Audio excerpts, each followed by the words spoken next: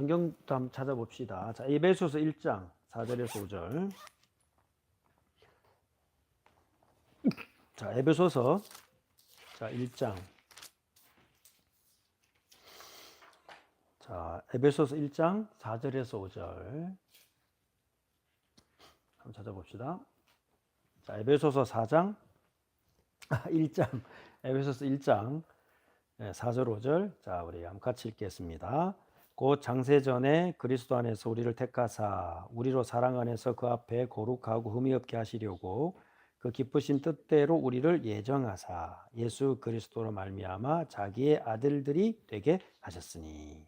자, 하나 더 있습니다. 요한복음 6장.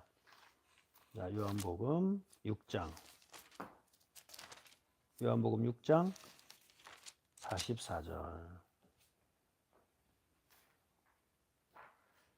자, 제가 머리도 찾았던 성경 구절이죠. 자, 요한복음 6장 44절은 같이 읽겠습니다. 나를 보내신 아버지께서 이끌지 아니하면 아무라도 내게 올 수 없으니 오는 그를 내가 마지막 날에 다시 살리리라. 자, 오늘 우리가 함께 좀 다룰 주제는 뭐냐면은 그 닥터 라이큰 목사님이 쓰신 얇은 책입니다. What is a true Calvinist? 참된 칼빈주의자는 누군가? 이 책이거든요. 여기 있는 내용들을 가지고 오늘 함께 다루게 될 건데요. 그 나눠드린 그 유임 올려드린 거 있죠. 그걸 좀 참고해 보시면 될 것 같고요. 이렇게 한번 질문을 해보면 어떨까 싶습니다. 우리가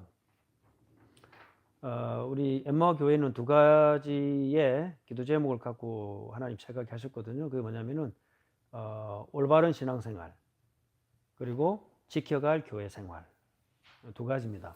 그래서 올바른 신앙생활은 수직적인 것이고 지켜갈 교회 생활은 이제 수평적인 거거든요. 확장을 얘기하는 거거든요. 근데 이제 이게 어떻게 우리에게 적용되냐면은 우리는 제가 한 번도 그런 뭐 후회된다거나 그런 건 없어요. 근데 이제 오늘날 그 새벽기도 준비하는 중에 제 생각 중에 지나간 30년을 내가 뭐 그 안에 있을 때도 많은 은혜 쭉 하나님 하셨지만 놓쳤구나라는 생각이 딱 한 번 들었었어요. 30년간 이 올바른 신앙생활 또 정확한 내용을 가지고 교회를 어떻게 지켜갈 것인가를 배우고 전달받았다면 어떻게 됐을까? 그 생각을 제가 한 번 딱 해봤었습니다. 그런 순간에 제게 두 번째 생각이 팍 들어왔는데 지금도 늦지 않았다. 그래서 우리 금요일 우리 올바른 신앙생활 시리즈는 뭐냐면은 수직적인 하나님 앞에서의 관계, 올바른 신앙생활이고요. 믿음이죠. 그거는 이제 교리로 가능하고 그 다음 지켜갈 교회 생활은 이거는 훈련을 통해서 가능합니다. 그래서 올바른 신학 서적 그리고 올바른 경건 서적을 읽으면서 이제 우리가 인도받아야 되거든요. 자, 그런데 하나님 앞에 의롭다 하심을 받고 하나님 앞에 갈 때까지의 과정이 성화의 과정입니다. 자, 그러면 우리가 구원의 서정에서 했거든요. 성화의 과정을 걸어가는 동안 우리는 어떤 자격으로 걸어가나요? 한번 답을 해볼까요? 양자로 사는 거거든요. 그죠? 절대 잊으면 안 됩니다. 우리는 그래서 아까 말씀드렸잖아요. 기독교인이다. 몰몬도 기독교인이라고 그래요. 그죠? 뭐가 다른 점이고 뭐가 특징입니까? 그러면 우리는 장로교인이다. 그럼 뭐 장로교 한두 개입니까? 그러면은 이제 올바르게 우리가 정말로 하나님 앞에서 정확한 걸음을 가고 있다라는 것을 우리가 어떻게 말해야 되느냐. 자, 기독교인이다, 교회 다닌다, 장로교인이다, 맞아요. 그러나 오늘부터 우리는 조금 더 구체적인 우리의 정체성을 확인하자. 그게 뭐냐면 하나님이 양자로 산다. 맞아요. 가장 성경적인 말입니다. 그런데 감리교는 그렇지 않나요? 침례교는요. 심지어는 펜테코스탈도 다 하나님의 자녀로 산다 이렇게 말을 해요. 자, 여기에서 우리의 OPC의 정체성 그리고 특별히 엠마오 교회의 정체성을 한마디로 딱 정확하게 더 세밀하게 말한다라고 하면 뭐라고 말할 수 있느냐? 어떻게 하나님의 양자로 살아야 하나님 앞에 섰을 때 부끄러움 없이 내 양심에 부끄러움 없이 비록 잘한 건 없고 남긴 건 없다 할지라도 하나님 앞에 서서 떳떳하게 내가 신앙생활 이 세상에서 살았다라고 말할 수 있느냐라고 할 때 우리는 정확하게 말할 수 있는 한 단어 그게 뭐냐면 영어로 말하자면 나는 켈비니스트다. 다른 말로 말하면 나는 켈빈주의자다. 또는 한글로 말하자면 나는 개혁주의자다. 이렇게 말할 수 있어야 돼요. 그 같은 말이거든요. 근데 여기서 먼저 전제 조건이 있는데요. 자, 켈빈은 켈비니즘이란 단어를 만들지도 않았고 그렇게 불리는 자체도 엄청 싫어했습니다. 자기 이름도 남기지 마라 그랬어요. 비석에 이름도 새기지 마라 그랬어요. 지금 이제 예상을 하지만 거기가 아닌지 맞는지 몰라요. 칼빈의 무덤이. 그러면 칼빈이 가장 강조했던 게 뭐냐? 그걸 우리가 오늘 이 한 시간이지만은 확인하려고 합니다. 그리고 그 말은 사실은 켈비니스트다 또는 켈비니즘이다 말은 칼빈의 후예들이 만든 단어가 아니에요. 그럼 누가 만들었냐면 지난번에 그 크리즈 신앙 고백과 교리 공부할 때 공부를 잠깐 언급했는 내용인데요. 칼빈 사후 100년쯤 지나고 나니까 칼빈을 따르는 칼빈의 가르침을 믿는 자들 가운데 제자 가운데 누가 일어났냐면 칼빈의 사상과 반대되는 걸 말하는 사람이 났어요. 혹시 이름을 기억하십니까? 야코푸스 알미니우스라는 제이콥 알미니라는 사람. 그 사람이 뭐라 그러냐면 하나님 은혜를 우리가 자유의지로 거절할 수도 있고 받을 수도 있다. 완전히 칼빈의 가르침하고 반대되는 가르침이 칼빈의 밖에서 칼빈을 공격하는 사람들에게서 나온 게 아니라 칼빈의 제자 안에서 나왔습니다. 그가 5가지를 주장했어요. 그리고 그게 네덜란드를 중심으로 해가지고 대륙에 확 어마어마한 영향을 주기 시작합니다. 그래서 그때 교회 회의가 모입니다. 어디에 모이냐? 도르트라는 네덜란드 조그만한 도시에 모입니다. 거기에서 굉장히 심사숙고하고 기도하는 가운데 마치 옛날에 100년 전에 영국의 그 웨스트민스터 애비에서 전 신학자들이 모여가지고 함께 그 교회 신앙 고백을 만들었잖아요. 교회 정치, 교회 모범, 예배 다 만들었잖아요. 그것처럼 대륙에서 칼빈의 영향을 받고 그 퓨리탄들의 영향을 받았던 네덜란드에서 도르트라는 곳에서 그 5가지 주장을 이야기하니까 이게 어마어마한 교회에 미치고 그게 이제 교회를 분열시킬 위기가 오니까 그때 모여서 얘기를 합니다. 뭐를 얘기하느냐? 그 제이콥, 야코푸스 알미니우스의 후계자들이 자 봐라. 너네들이 믿고 있는 게 바로 그럼 칼빈을 따르는 5가지가 아니냐라고 말하면서 걔네들이 말이 켈비니스트. 너네들은 칼빈을 따르지 우리는 그걸 따르지 않아. 이렇게 segregation, 분리하는 차원에서 칼빈주의자들이구나라는 말이 나와요. 칼빈이나 그 후예들이 만든 단어가 아닙니다. 그들이 썼던 단어는 없어요. 왜냐하면 올바른 성경의 진리이기 때문에. 그들이 5가지를 주장하는데 거기에 대한 올바른 가르침과 그 주장에 대한 반박문을 정리한 것이 우리가 알고 있는 도르트 신경입니다. 따라서 도르트 신경. 예, 그 도르트 신경에서 그리고 또 5가지가 아니고 4가지입니다. 4가지인데 그거를 걔네들이 5가지를 주장했기 때문에 걔네들에게 대한 정확한 답변을 하기 위해서 이제 3번, 4번을 나눴어요. 그래서 5가지 된 겁니다. 그래서 그 칼빈주의를 대표하는 게 튤립이라고 알죠? 혹시 들어보셨나요? 튤립이라고? 그죠? 약자. 그것도 얘네들이 말한 거지. 이 정통 라인에서 말한 게 아니에요. 왜냐하면 칼빈이 가르친 것은 너무나 방대하고 물론 요약될 수 있습니다. 그런데 마치 튤립이 칼빈이즘, 칼빈이 가르친 모든 것을 대표한다고 생각하는데 그렇지 않다. 자, 그럼 오늘 몇 가지 오해를 먼저 풀어야 되겠죠? 첫째는 뭐냐면 칼빈은 칼빈이즘 또는 칼빈이즘을 따르는 칼비니스트라는 말을 만드는 것 자체를 찬성하지 않았다. 그 다음 2번째, 튤립이 칼빈이 가르친 모든 사상을 다 포괄하지 않는다. 중요한 내용이지만 칼빈이 가르친 것은 너무나 방대하다. 너무나 위대하다. 그러나 5가지로 한정지어서는 안 된다. 그러나 도움이 될 수는 있다. 3번째, 거기에 대한 가장 반박하는 것이 정리가 됐습니다. 그게 뭐라고요? 도르트 신경이다. 자, 여기까지가 기본적으로 좀 우리가 알아야 될 부분입니다. 자, 그러면 이것이 왜 우리의 정체성이냐? 우리가 하나님 앞에 가기 전까지 딱 한 번 올바른 신앙생활을 합니다. 그러면 우리는 지금부터 어떤 정체성을 가지고 사느냐?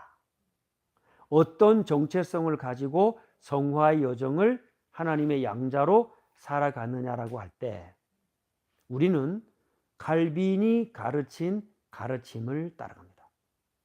칼빈을 추종하거나 칼빈을 숭배하지 않습니다. 그 가르침이 가장 성경에 맞다고 인정합니다. 그래서 우리는 어떻게 사느냐라고 하면 조금 오해될 수 있지만 그러나 정확하게 표현하자면 우리는 칼비니스트로 삽니다. 아셨죠? 한글로 말하자면은 개혁주의자로 삽니다. 그래서 칼빈은 리폼드라는 개혁주의라는 말을 더 좋아했어요. 그 말이 무슨 말이죠? 원래의 폼으로 개혁하겠단 말이죠. 리폼이거든요. 그래서 원래가 폼이 어디냐? 초대교회고 성경으로 돌아가는 겁니다. 그걸 칼빈은 더 선호했다. 그런데 리폼드, 그 개혁주의자들 안에도 칼빈 말고도 어마어마한 사람들이 많았습니다. 부처, 스빙글리, 멜랑턴, 루터, 심지어는 폭력으로라도 해서 이 올바른 것을 이루고 캐톨릭에서 벗어나자 무력으로 저항하자는 사람들이 있었어요. 그 사람들을 전부 다 리폼드라고 그래요. 넓게 보는 사람은 칼 바르트까지 리폼드 보는 사람도 있습니다. 그래서 우리는 좀 더 정확하게 구분하기 위해서 그 많은 개혁가들 가운데 루터도 맞지만 우리는 켈빈의 가르침을 따라간다. 자, 이렇게 좀 좁혀서 말할 수 있습니다. 그러면 지금부터 우리는 뭘 기억해야 되냐면은 윌리엄 퍼킨스가 가르쳤던 구원의 여정 너무나 중요하죠. 9가지 단계. 그러나 윌리엄 퍼킨스는 리폼드에 속한 사람이 아니에요. 윌리엄 퍼킨스는 엄격히 말하자면은 영국 국교 앵글리칸에 속했지만 앵글리칸에 속한 신학자 목회자들 가운데 올바르게 영국 교회를 개혁하자는 쪽에 있었습니다. 그러니까 영국 국교 앵글리칸은요, 마틴 로이드 존스도 앵글리칸에 속한 사람이에요. 그러다가 나중에 웨일즈의 리폼드로 들어왔죠. 존 스타트 앵글리칸에 속한 사람이에요. 그래서 영국 국교는 지금도 딱 두 그룹으로 나눕니다. 캐톨릭에 가까운 이제 영국의 국왕을 수장으로 하는 그쪽에 가까운 사람들이 있는 반면에 올바르게 개혁하자, 정교도를 따라가자라고 말하는 그룹이 있어요. 그래서 윌리엄 퍼킨스는 그때 당시에 정확하게 소속이 어디냐라고 말하기 어렵습니다. 그러나 굳이 따지자면 그는 리폼드 그룹은 아니었다. 그러나 그가 가르친 사상과 신학은 어디를 따라가나요? 퓨리탄들과 리폼드를 그대로 찬성하고 동의합니다. 자, 그런데 그 사상을 이어가는 차원에 있어서 우리는 지금부터 그 구원의 여정을 걸어가는 우리의 신앙생활은 뭐냐? 켈비니스트, 개혁주의자로 살아갑니다. 자, 왜 이걸 말씀드리냐면요. 우리의 결혼생활, 정치, 경제활동, 자녀를 기르는 거, 취미생활 모든 것은 지금부터 개혁주의자로 살아가는 지침입니다.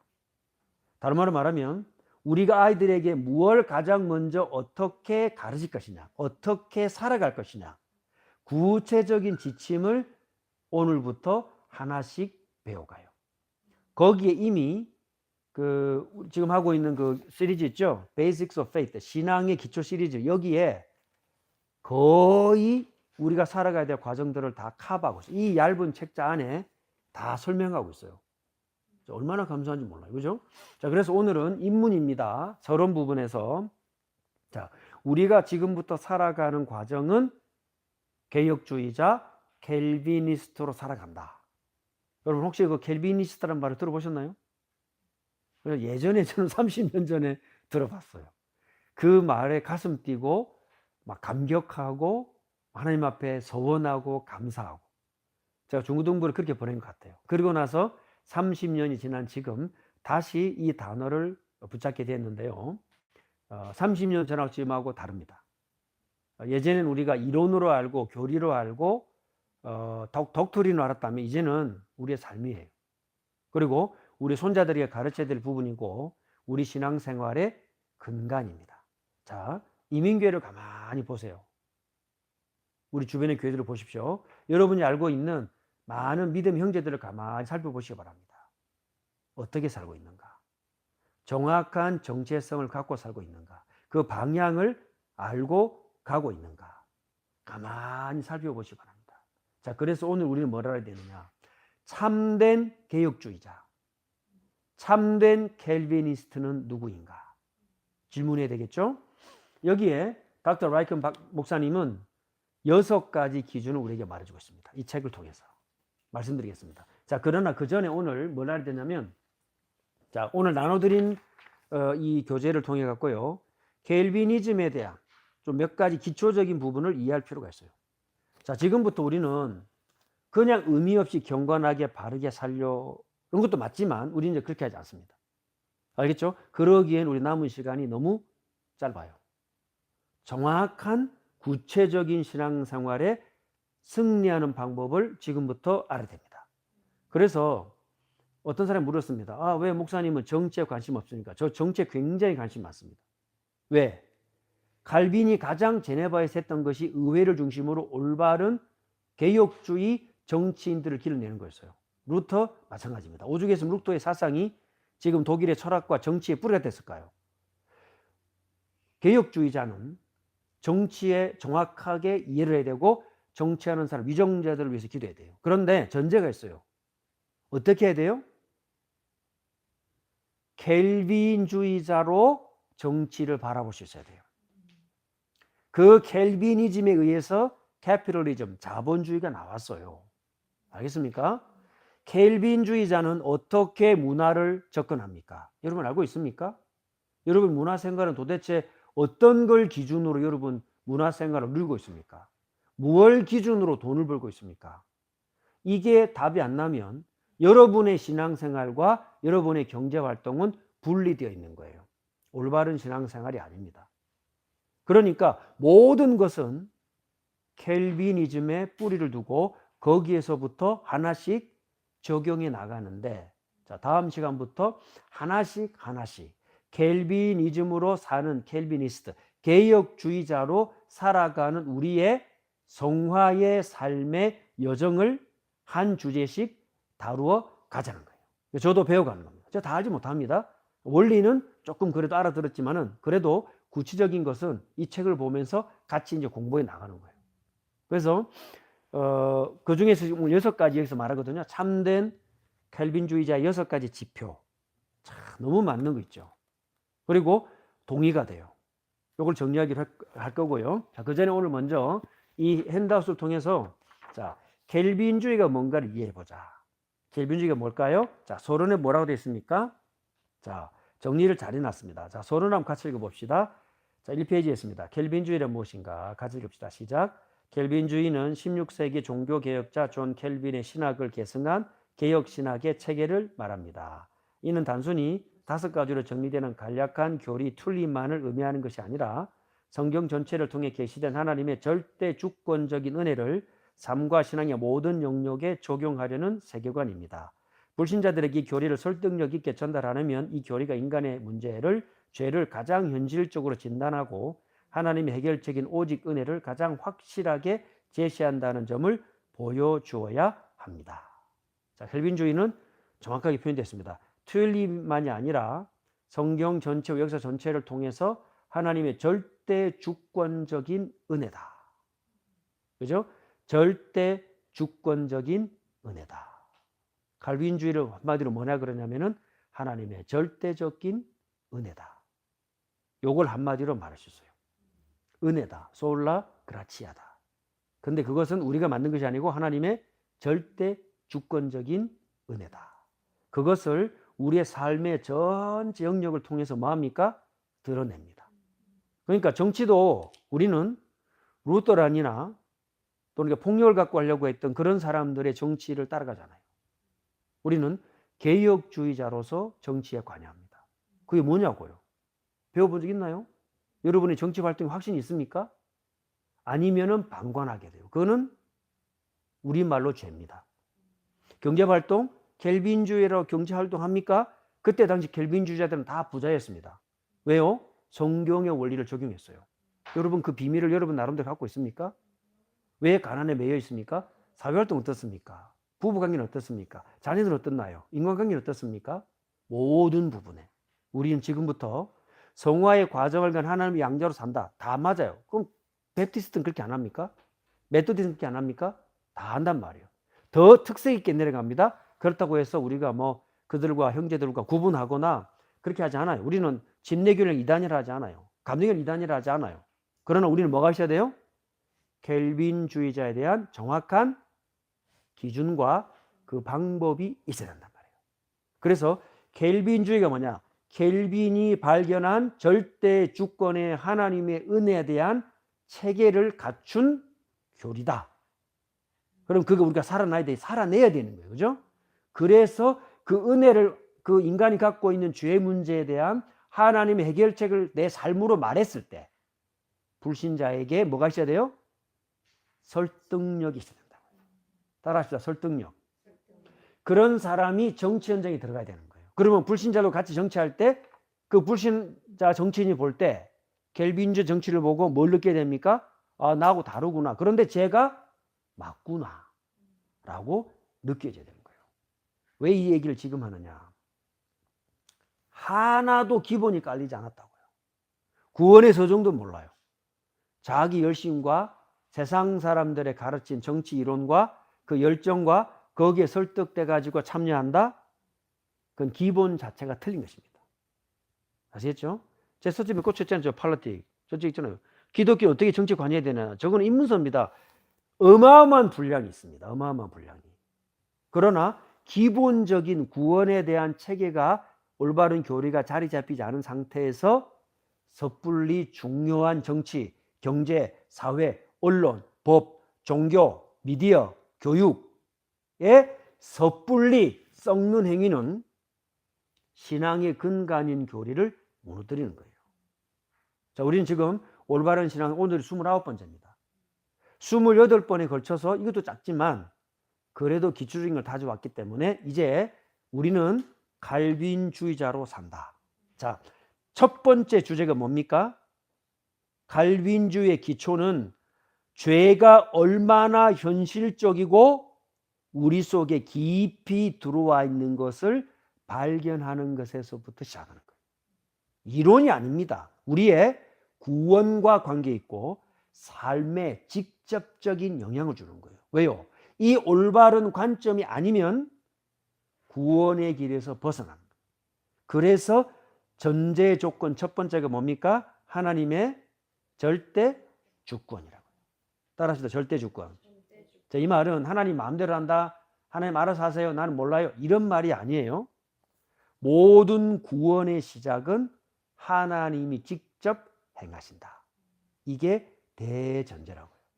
그래서 하나님은 창조주로서 만물의 주인이시고 그분의 뜻대로 모든 것을 다스리십니다. 소요리 분답에서 말하자면 그의 작정과 섭리로, 섭리 안에는 창조가 들어있죠. 맞잖아요. 우리 소리 그대로죠. 자, 그래서 뭐냐? 인간은 피조물로서 자신의 삶과 운명을 결정할 수가 없다. 그런데 웨슬리안이라든가 알미니안이 뭐라고 말했어요? 자코브스 알미니아수가 내가 운명을 결정할 수 있다고 말한 거예요. 그들이 처음에는 비슷하게 약간 다르게 말했죠. 나중에 시간이 지났을 때 그들은 스스로 구원을 이룰 수 있다라고 캐톨릭에 가깝게 말하기 시작합니다. 그래서 올바른 걸 지켜가는 것은 이렇게 중요합니다. 자, 그 성경적인 근거, 성경 구절 다 써놨습니다. 자, 이 하나님의 절대 주권을 두 번째 우리에게 알려줍니다. 자, 1페이지 맨 마지막 보면 뭐라고 되어 있습니까? 그래서 그 알미니우스의 주장에 대해서 우리 칼빈의 가르침을 따르던 제자들이 올바른 답변을 줍니다. 그게 나온 게 첫 번째가 뭐냐? 인간은 전적으로 타락했다. Total depravity. 여기서 T가 나와요. Total depravity. 전적으로 타락했다. 즉 살아날 수 있다 없다? 없다. 지난 주일날 우리 선데이스쿨 성인 선데이스쿨에 우리 제리 목사님이 뭘 갖고 오셨어요? 여기서 종이를 만든 빼도 갖고 와서 그죠? 아무것도 없어요. 그 전기 스위치 딱 달아놨잖아요. 달아놓고 나서 이름까지 붙였어요. 모리스라고. Hey Morris, turn on the light. 불 켜봐. 못 켜요. 그죠? Total depravity. 왜 그렇습니까? 자, 이 페이지 보시면요. 도덕적으로 뿐만 아니라 영적으로 완전히 부패했다. 그 야코브스는 뭐라고 말해요? 도덕적인 타락했는데 영적으로는 덜 타락했다. 너무 이상하죠? 자, 월성도 다 말했습니다. 그래서 마른 뼈가 스스로 살아날 수 없는 것과 똑같다. 자, 그런데 전제 조건이 있습니다. 또 뭡니까? 그래서 하나님은 unlimited, unconditional election, 조건 없이 우리를 선택하셨다. 자, 그거는 구원의 근거는 인간에 있는 것이 아니라 오직 하나님께만 있다. 그리고 이걸 보고 전적인 은혜다. 그런데 이거를 야고보서 알미수 뭐라고 그랬냐? 우리가 택할 수도 있고 아닐 수도 있다. 지금 내가 택할 수도 있고 나중에 택할 수도 있다. 자, 이게 존 웨슬리에게 들어갔습니다. 웨슬리가 영국기를 살린 거 맞아요. 인정합니다. 그러나 그 뿌리는 신학의 뿌리는 어디 있느냐면 알미니우스에 있는 거예요. 그러니까 네 번째 여기에서 부딪힙니다. 우리는 뭐라고 말하죠? Limited atonement. 하나님의 영원한 작정에 의해서 택자와 유기된 자가 있다. 그런데 알미니우스나 웨슬리 뭐라고 말해요? No, 그렇지 않다. 모든 사람이 구원받을 수 있다. Limited를 무너뜨립니다. 근데 칼빈주는 뭐라고 말해요? Limited다. 하나님의 택자에게만 이게 유효하게 적용된다. 그래서 성령이 부르셔서 어떻게 부른다고요? Effectual, 효과 있게 부르신다는 거예요. 여기서부터 알미니우스하고는 이제 부딪히는 거죠. 자, 성경에 뭐라고 되어 있나요? 죽은 자가 스스로 하나님께 갈 수 없으므로 하나님은 택한 자들에게 강력하고 확실하게 여기다 써놓으십시오. 효과적인 부르심.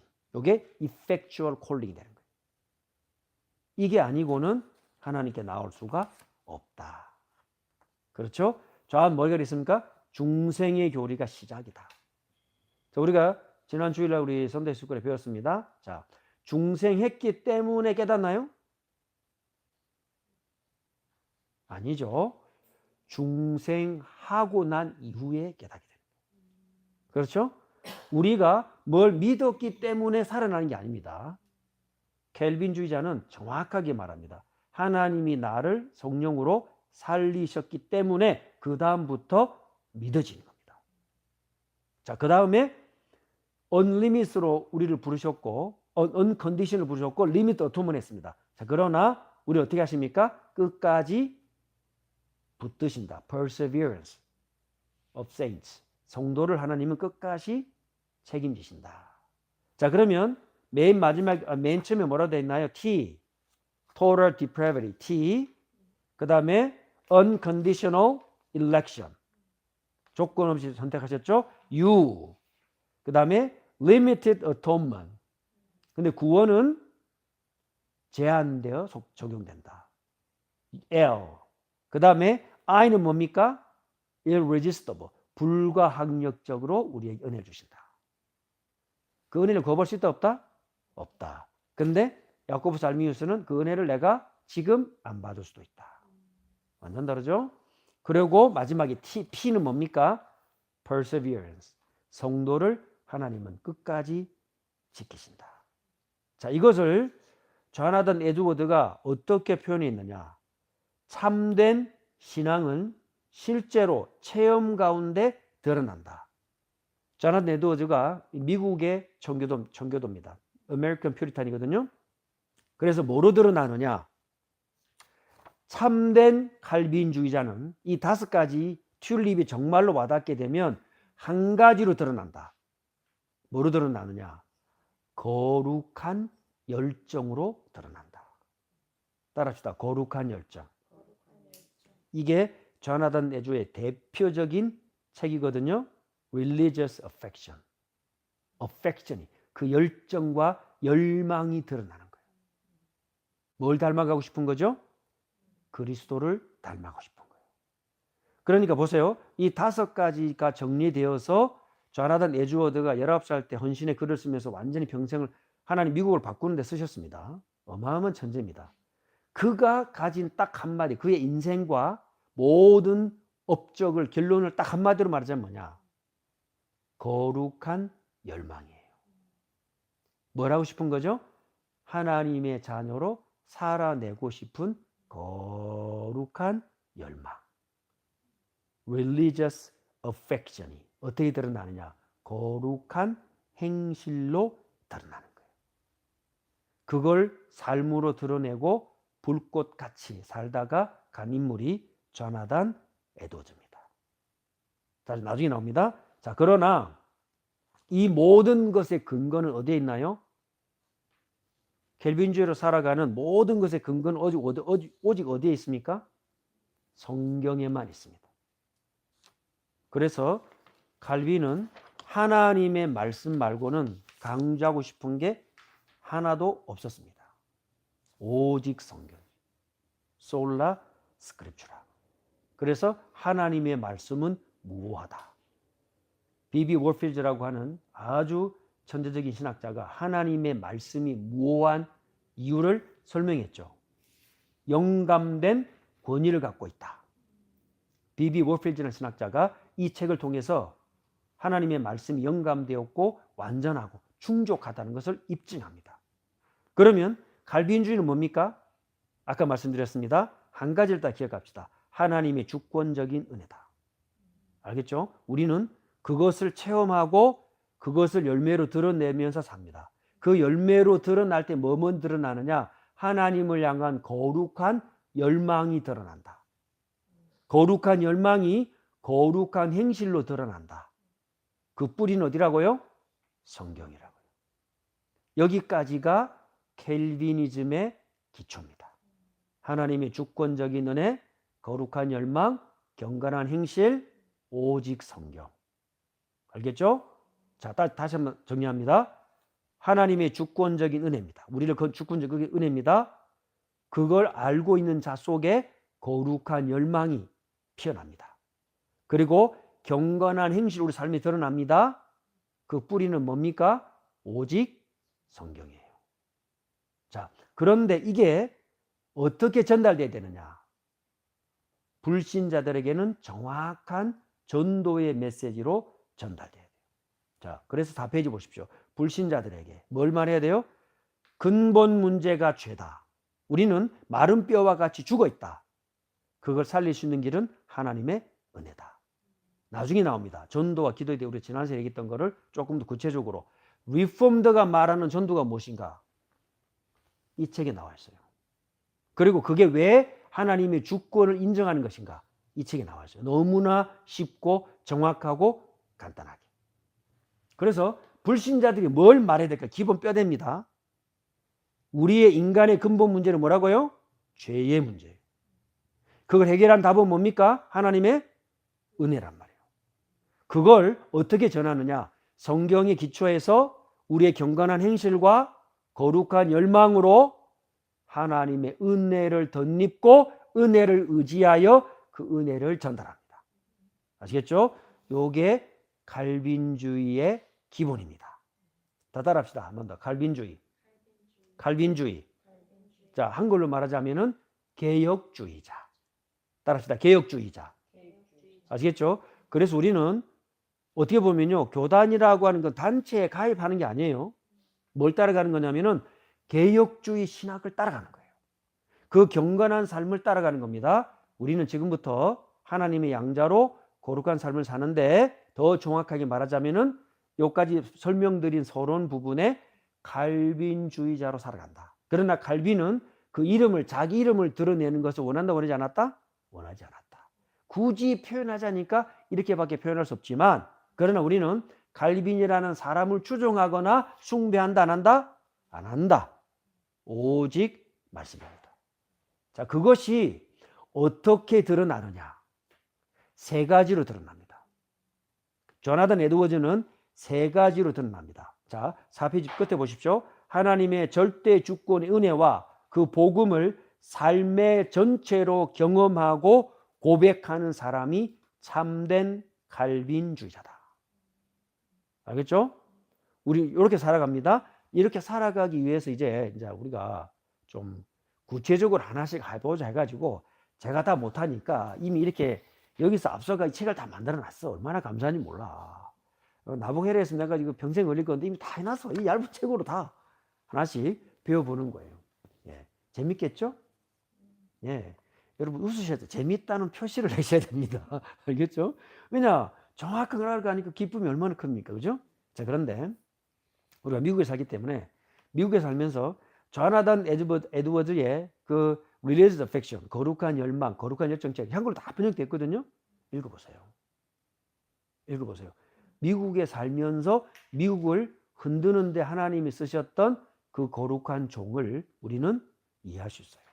또 우리가 그 길을 따라갈 수 있어요. 자, 조나단 에드워즈가 말한 참된 칼빈주의자, 참된 퓨리턴의 삶 세 가지 지표, 표지가 뭐냐? 첫째, 5페이지 보세요. 깊은 겸손과 자기 부정입니다. 왜? Total depravity. 우리는 전 죽었기 때문에. 나를 드러낼 수가 없습니다. 여기에서 뭐가 나오느냐? 참된 기도, 참된 전도가 나와요.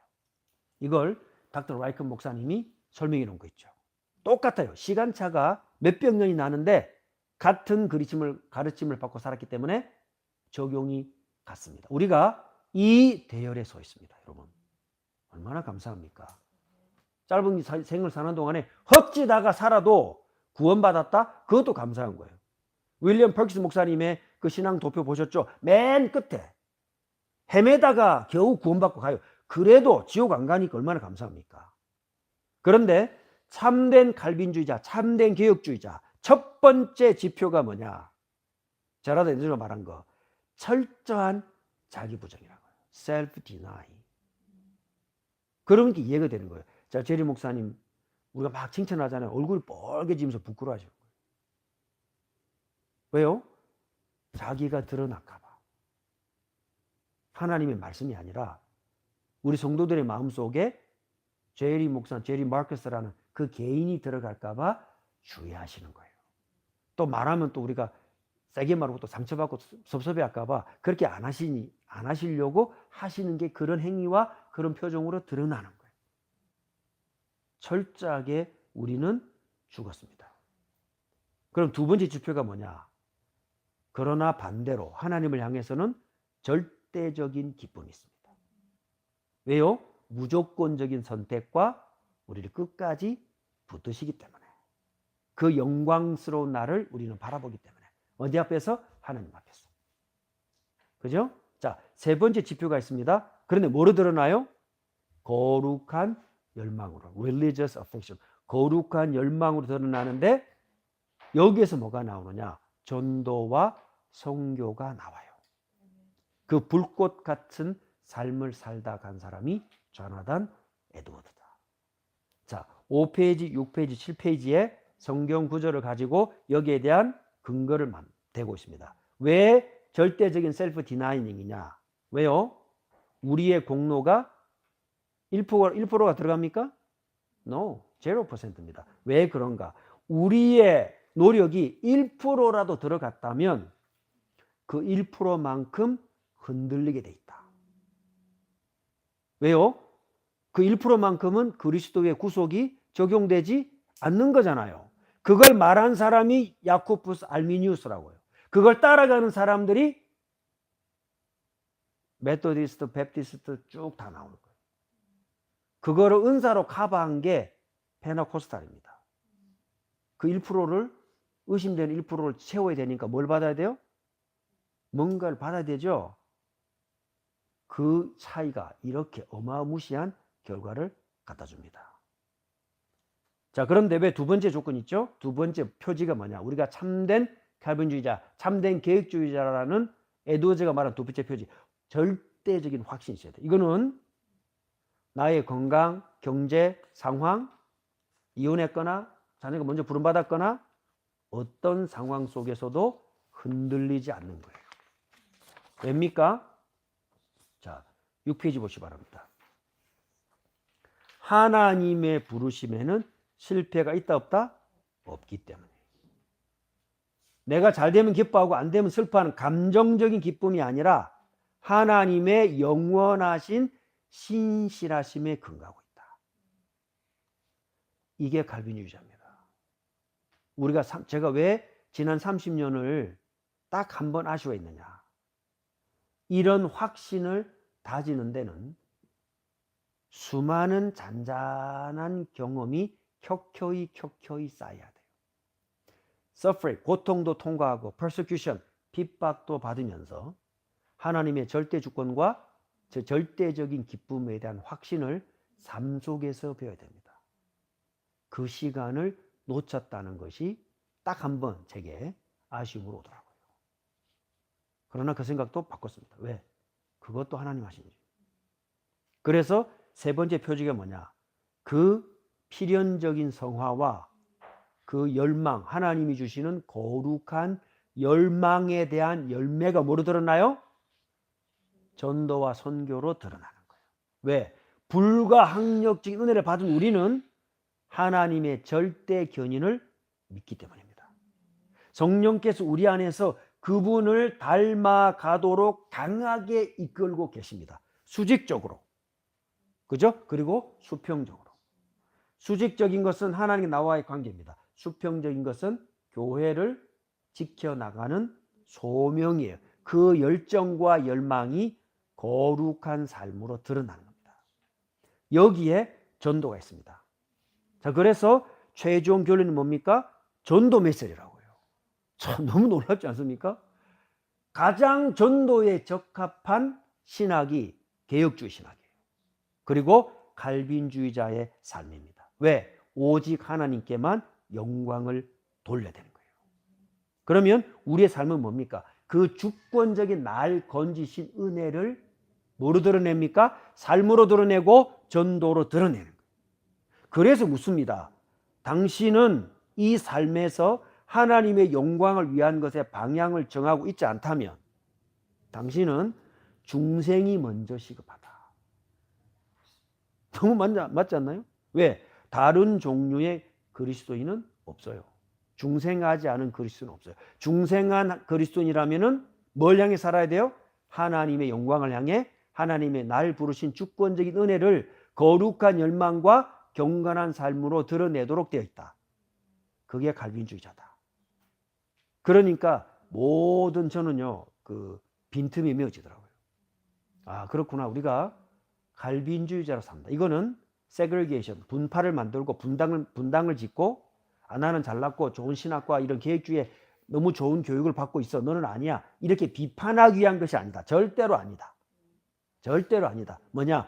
수직적인 하나님의 영광을 수평적인 거룩한 열망으로 드러내는 것이다. 그걸 정립한 사람이 칼빈이고 살아낸 사람들이 청교도 목회자들이고 미국에서는 조나단 에드워드 많이 있지만 대표적인 예를 들자면 조나단 에드워드다. 그래서 그 거룩한 열망인가요? 거룩한 열정인가요? 종교적 열심인가요? 하여튼 책 제목은 정확히 모르겠는데 한글로 번역되어 있거든요. 꼭 읽어보시기. 필독서입니다. 필독서. 아시겠죠? 자, 그런데 여기까지가 기초인데 자, 6가지 지표가 있다. 6가지 지표. 이 책에서 말합니다. 목사님은 칼빈주의자로 살아간 6가지 삶. 그걸 어디서 찾아냈느냐? 이사야 6장. 이사야가 성전에서 기도하다가 하나님의 영광을 보잖아요. 이 라이클 박사님 뭐라고 말했냐면은 이사야가 참된 칼빈주의자다. A true Calvinist다. 왜냐? 이 책에서 말합니다. 함께 나누고 싶습니다. 6가지를 말했어요. 첫째, 우리의 마인드는 하나님 중심이다. 이게 첫 번째입니다. 하나님 중심이다. 아까 말했죠? 하나님의 절대 주권적인 은혜다. 똑같아요. 두 번째, 우리의 심령은 죄에 대하여 애통해야 한다. 이사야가 말했습니다. 화로다 나요. 뭘 받나요? 하나님의 영광을 받죠. 이 닥터 라이클 박사님 뭐라 그러냐면은 참된 칼빈주의자는 하나님의 영광을 본 자다. 수직적인 거예요. 그러니까 우리는 모든 말씀, 모든 선택을 어디에 기준을 둬야 되나요? 하나님께 영광이 되도록. 저는요, 많은 단어 가운데 리폼드란 단어 정말 새롭게 와닿고요. 켈빈주의자, 켈빈 높이지 않는 선에서 너무 맞게 표현한 말이다. 나는 켈빈주의자다. 프라우드하고 험블하고 그러면서도 뭐가 있느냐? responsible, 책임감이 있다. 왜? 하나님이 영광을 받기 때문에 이사야 6장을 보게 되면요. 왜 이스라엘이 망하게 되는가? 6가지 화를 말합니다. 그러면서 7번째 화로다. 나에게 화가 있다. 왜? 나는 부정한 자요. 입술이 더러운 자다. 자기를 알았죠? 죄를 알은 거예요. 하나님의 영광을 발견한 자는 동시에 뭐를 봅니까? 나의 죄성을 볼 수밖에 없어요. 그 환한 하나님의 영광이 빛 앞에 하나님의 택자가 아닌 자는 어둠으로 숨습니다. 하나님의 택자는 나의 죄가 드러날 때 어떻게 합니까? 하나님께로 달려갑니다. 왜? 살 길이 거기밖에 없어요. 세 번째, 그런데 우리의 heart, 마음은 감사로 가득 차 있다. 이사야가 말합니다. 누구를 보냈고 할 때 이사야가 말합니다. 내가 여기 있나이다. 칼빈주의자입니다. 세 가지를 말했습니다. 자, 하나님이 중심에 God-centered mind. 그런데 내 심령 애통합니다. Penitent heart, penitent spirit. 내 영이 내 죄 때문에 애통해하는 거예요. 그런데 내 마음은 heart는 감사로 grateful heart. 감사로 가득 차 있습니다. 자, 이게 뭐로 드러나느냐? 네 번째, 드디어 submissive will. 내 의지는 순종하려고 선택합니다. 여기서 뭐가 나오느냐? 기도가 나와요. 아니 그럼 하나님은 다 전지전능하게 다 하신다는데 왜 기도합니까? 리폼드의 기도를 오늘 정리합니다. 나중에 소위문답에 주기도문 가서 6가지 요구사항이 6가지 petition, 6가지 요청으로 이루어진 게 주기도문인데 거기 더 자세히 나오겠지만 오늘 정리합니다. 자, 여기서 말하는 거, 이 책에서 리폼드 기도가 뭐냐? Why should we pray? In Matthew 6:10 주기도문이죠. Your will be done. 아쉬워하고 내 걸 요청하고 내 걸 달라 하기 위해서 기도하는 것이 아니다. 리폼드의 기도는 하나님의 뜻에 우리가 복종하기 위하여 기도한다. We surrender our will to God's will. 그래서 우리의 기도는 하나님에게 뭘 달라 하거나 하나님에게 뭘 시키기 위한 way, 방법이 아니다. What he wanted. 우리가 원하는 것을 달라고 하기 위해서. Rather, 오히려 it is a way of submitting God's will in all things. 그럼 리폼드 기도는 뭡니까? 하나님의 뜻과 영광을 찾기 위해 복종하고 엎드리고 따라가는 것이 기도다. 그 뜻을 찾기 위해서 기도하는 거예요. 그럼 보세요. 아, 난 지금까지 신앙생활 했는데 내 기도는 하나도 들어준 거 없다. 전제가 맞나요? 틀리나요? 전제 자체가 틀렸습니다. 그분은 뭘 의심해야 됩니까? 중생을 다시 생각해 봐야 돼요. 그렇죠? 기도는 우리가 기복적으로, 미신적으로, 세속적으로 뭔가를 달라고 하는 게 아니에요. 그 말은 무슨 말이죠? 내가 갖고 있는 게 구원이 부족하다는 뜻입니다. 그럼 아까 제곱 알미니우스가 말한 거하고 똑같은 거예요. 그리스도의 구속 역사가 내가 소원하는 건 아직 미치지 못했단 말이 되잖아요. 그게 통일교 원리고 모든 이단들의 가르침이에요. 그 빈 곳을 파고들었단 말입니다. 그래서 submissive will, 순종하려고 한 내 의지는 지금도 뭘 찾아야 됩니까? 어떻게 순종할 것인가를 찾아야 돼요. 그래서 기도합니다. 아시겠죠? 그럼 이 기도가 어디로 연결되느냐? We ask God to invade their minds, change their hearts, bend their will, so that they will come to Him faith and repentance. 요 기도가, 리폼드 기도가 어디로 연결되느냐? 그래서 하나님의 백성이지만 하나님의 백성인지 모르고 사는 사람들과 불신자들 속에 섞여 사는 하나님의 백성들에게 하나님의 말씀이 미치도록 기도합니다. Intercessory prayer. In our intercession, we depend on God to save them. 우리의 중보의 기도를 통해서 하나님이 그들에게 개입하사 그들을 건지도록 기도합니다. 뭘 의지하기 때문에? 하나님의 절대 주권을 믿기 때문에. 그럼 보세요. 우리는 단어를 절대 주권으로 알았지. 우리의 삶과 기도와 선택 속에 하나님의 주권이 들어와 있었나요? 왜 안 들어와 있었나요? 배우지 않았기 때문입니다. 칼빈주의자로 사는 게 뭔지를 배우지 못했기 때문입니다. 이걸 배우지 못하고 정치에 관여합니다. 경제활동합니다. 문화생활합니다. 가정생활, 자녀 교육, 부모하고 교육하고 이걸 모르고 우리는 법에 그대로 묶여 있고 하나님의 아들로 살고 있습니까? 이걸 바꿔야 된다고요. 그렇죠? 그래서 하나님의 절대 주권, 하나님이 행하신다. 모든 구원과 신앙생활의 처음과 끝은 하나님이시고 말씀밖에 없어요. 그걸 믿고 정말로 의지한다면 우리의 기도가 지금부터 달라져야 됩니다. 달라고 합니다. 그러나 마지막은 열어놔야 돼요. 하나님의 뜻과 결정을 열어놔야 돼요. 제가 오피스 목사를 만날 때마다 느끼는 바입니다. 철저하게 계획합니다. 마지막은 열어놓습니다. 왜? 하나님이 개입하시는 거예요. 우리가 정하더라도 마지막은 기도로 끝날 때는 뭐라 그럽니까? 하나님께 순종하겠다. 이게 기도입니다. 이게 리폼드 기도입니다. 알겠죠?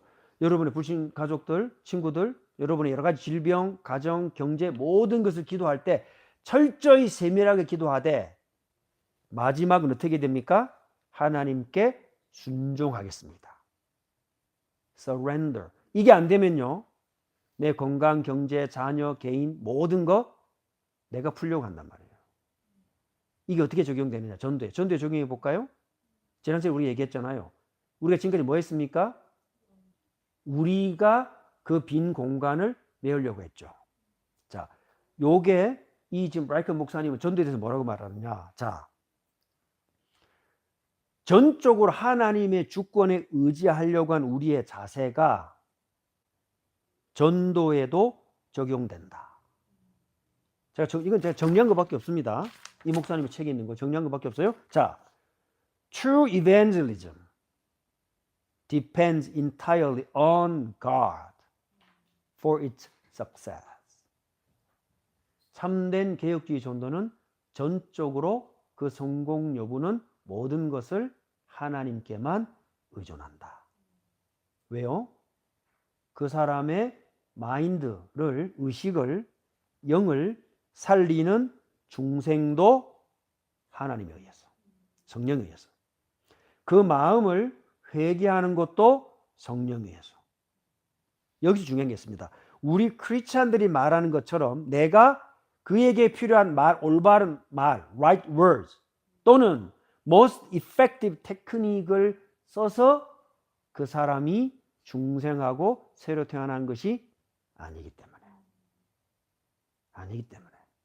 그래서 제가 오늘 갖고 오지 못했는데 제 방에 있는데요. 닥터 비키, Reformed Preach라는 책에 뭐라고 나오느냐.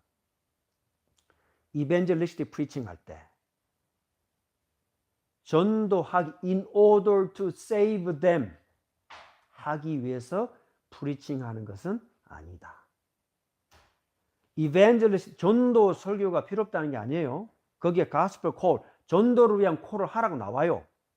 그런데 특정 사람을 지정하거나 영접하기 위해서 초청하거나 어떤 대상과 목적을 놓고 이 사람들을 구원해야 되겠다라는 마음을 가지고 전한다는 마인드셋 자체가 하나님의 주권적 사역과 뭐합니까? 충돌합니다. 아시겠죠? 닥터 비키가 제 방에 있습니다. Reformed Preaching 책에 내가 너무 놀란 거예요. 그걸 한참을 정리하고 있는데 오늘 이 내용이 여기 또 나오는 거예요. 저는 정리가 됐습니다. Reformed 전도가 뭐냐? 전도에 대한 거룩한 열망이 있어야 됩니다. 존 에드워드 같이. The Great Awakening 1차, 2차 미국 전체를 뒤흔들었습니다. 세계를 뒤흔들었습니다. 하나님 쓰신 겁니다. 그러나 특정 대상을 지정하지 않는다. 특정 방법 만들지 않는다. 나의 특별한 스킬 요구하지 않는다. 그럼 뭐 하느냐? 자, 그래서 The True Calvinist Evangelism은 하나님의 뜻에 복종하기 위하여 sharing the gospel, 복음을 나누는 것이다. 누구를 의지합니까? 전적으로 하나님을 의지하는 거예요. 그래서 이해가 됐어요. 제가 웰즈 갔을 때 앤드류 목사가 우리가 볼 때는 굉장히 이상하고 제가 그때만 당심하더라도 전에 있을 때 교회 갔잖아요. 마이크 켜놓고 사람이 듣든지 안 듣든지 전하는 거예요. 그게 왜 그리 하는가? 왜 그렇게 해요? 방법을 몰라서가 아니에요. 그 선포를 통해 그 영을 구원하시는 분은 누구밖에 없습니까? 하나님밖에 없는 거예요. 설득하지 않아요. 꼬시지 않아요. 협박하지 않아요. 나의 필요한 적합한 말과 스킬에 의해서가 아니라 오직 말씀과 preaching. 하나님 그의 백성을 건지시기에 충분하다. 그래서 닥터 비키가 지금 퓨리탄들의 설교만 갖고 책을 적어놨는데 지금 네덜란드 목사님들 얼마나 열정적으로 전되어 있는가. evangelistic preaching. 그 핵심이 죄와 하나님의 은혜에 대하여 끊임없이 전하는 거예요. 그리고 그 뜨거운 열정으로 하나님의 백성은 돌아오라, 회개하라 요청합니다. 그런데 뭘 안 합니까? 빌리 그레이엄 목사님 했던 것처럼 영접할 사람 나오라 이렇게 안 한다고요. 그 방법이 틀렸다 맞다 저는 개인적으로 틀렸다 생각합니다. 그러나 그 방법 자체를 말하는 게 아니고 그 의도 자체가 뭐가 개입이 돼요? 우리의 스킬이 개입이 되는 거라고요. 그래서 이벤젤리스트 프리칭 필요하다.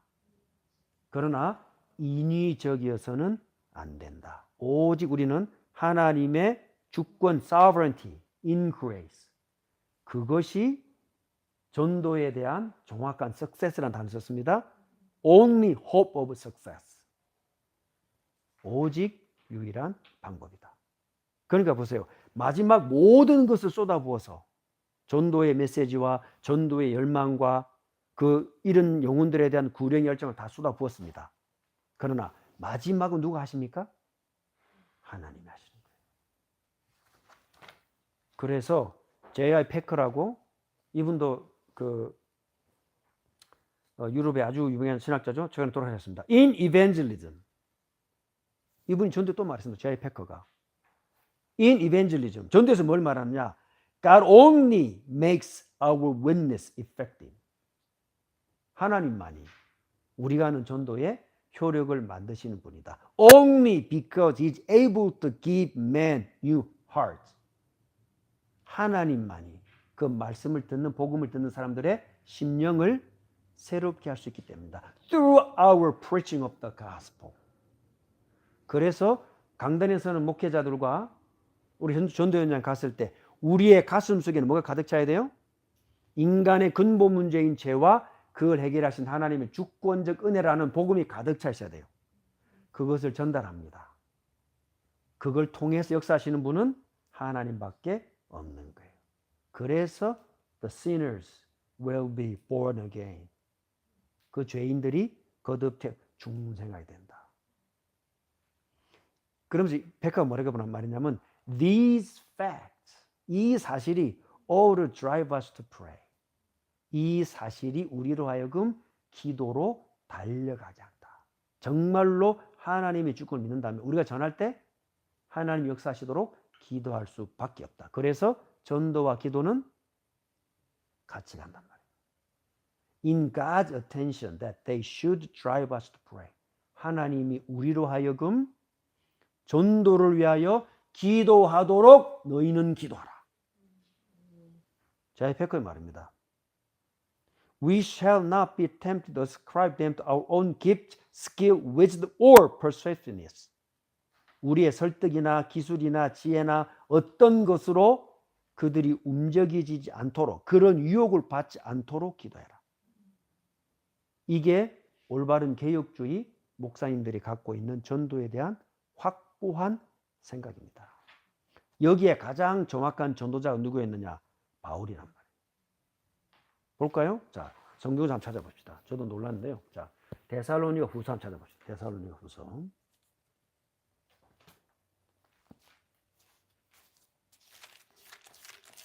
자, 데살로니가 후서.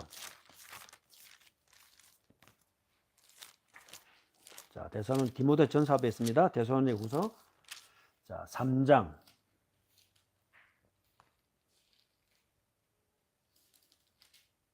자, 1절. 자, 가실까요? 종걸 형제들아 너희는 우리를 위하여 기도하기를 주의 말씀이 너희 가운데서와 같이 다름질하여 영광스럽게 되기를 기도해달라. 다름질하여가 복음이 spread, 전달되는 겁니다. 이 가장 전도자로 우리 라이큰 목사님이나 제이아 패커가 말할 때 가장 칼빈주의자 전도자가 누구였느냐?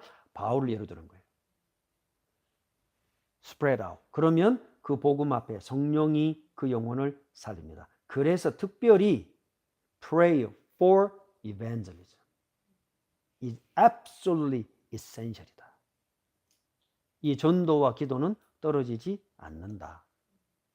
여기에 뭐가 들어가냐? 그것을 너의 의지 속에 담아라. 그 의지를 가지고 의지적으로 순종해라. 그게 네 번째 지표입니다. 그럼 칼빈주의로 사는 사람들 전도 안 합니까? 당연히 해야 됩니다. 당연히. 그러나 전도에 대한 개념과 지금부터 접근을 다르게 해야 돼요. 그 강한 열망이 있어야 됩니다. 쉐어해야 됩니다.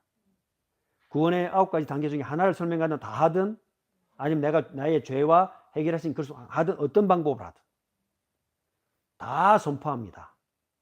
마지막은 하나님께 하는. 아시겠죠? 그런데 이 사람이 믿겠다고 하는데 지금 믿지 마. 이렇게 하면 안 돼요. 그건 아닌 거죠. 그죠? 이걸 우리가 지금 왜 이걸 우리가 알아야 되느냐? 이제 리스버그로 현장 전도 나갈 때 현장 들어가서 하나님 하신 일을 볼 때 더 확실하게, concrete하게, 구체적으로 체험하실 수 있어요. 자, 여기까지 이해되시죠? 자, 네 번째, holy life. 우리의 삶은 경건해야 돼요. 라이큰 목사님이 말씀하시는 칼빈주의로 사는 다섯 번째 기준이 뭐냐?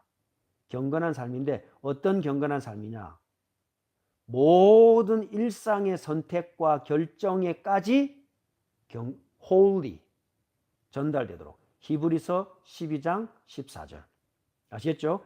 Make every effort. 나의 선택, 노력, 모든 것이 거룩해지도록. 다 삶의 모든 영역에. 그리고 디도서 2장 11절, 12절. 예스인 건 예하고 노인 건 노하라. 세상의 세속주의와 협잡하고 이렇게 우리를 타락시키는 것에 대해서는 분명하게 노를 해라. 아시겠죠? 우리의 모든 노력에까지 경건함이 묻어나게 해라. 그게 칼빈주의자입니다. 마지막 여섯 번째, glorious purpose. 모든 것에 영광을 돌리기 위하여 살아가는 것이다. 그래서 요한복음 16장 33절 through suffering. 고통과 고난을 통과시킵니다. 그가 참된 칼빈주의자예요. 자, 그럼 보세요. 6가지 말했죠. 우리의 마인드는 하나님께 고정합니다. 우리의 심령은 죄로 인해 애통합니다. 우리의 마음은 구원받음에 대한 감사로 가득 찹니다.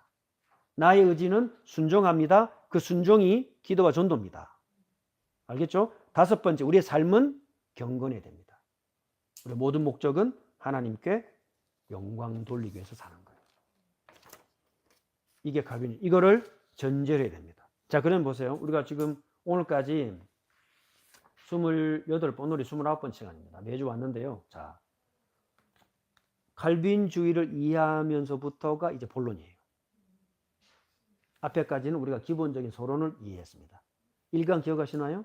하나님과 인간 사이에는 넘어설 수 없는 디스팅션이 있다. 간극이 있다. 모든 것이 기본입니다. 2번째 시간, 우리는 이미 얻었고 완전히 얻을 것이다. 시간적인 계산입니다. 그죠? 그 수직과 수평이 만나는 곳에 그리스도가 계시고요. 그 그리스도의 머리가 되시고 교회가 있습니다. 그러면 3강에서부터 지난 시간까지는 뭐냐? 그 교회가 살아가는 길을 알았습니다. 뭘 중심으로? 구원의 서정 9가지 중심으로. 자, 이 사람을 일컬어서 우리는 이제부터 뭐라 부른다고요? 칼빈주의자라 한다. 또는 개혁주의자라 한다. 아시겠죠? 우리는 이제 두루뭉술하게 생각하지 않습니다. 칼빈주의자로 삽니다. 따라합시다. 칼빈주의자. 개혁주의자. 자꾸 들어야 익숙해져요. 그러면 다음 시간부터는 그게 그렇게 사는 게 뭔가 하나하나 주제들을 가지고 왜 교회의 음악은 어떻게 되는가 이런 것도 그죠? 사소한 질문 같지만 구체적으로 알 필요가 있다. 자, 오늘은 가장 중요한 기본적인 부분에 대해서 다루게 되었습니다. 자, 오늘도 우리 함께 하신 분들께 감사를 드리고요. 기도로 마치겠습니다. 하나님 영광을 받으시옵소서. 저희들을 영원한 하나님의 경륜 속에 이 정확한 말씀 올바른 신앙생활에 불러주시고 이제 우리가 개혁주의자로 또 갈빈의 가르침과 하나님을 사랑했던 마음을 닮아가는 자로 궁극적으로 그리스도를 닮아가는 자리에 서게 하심을 감사합니다. 우리 남은 삶이 구체적으로 하나님을 알아가고 구체적으로 반응하게 하옵소서. 예수 그리스도 이름으로 기도합니다. 아멘.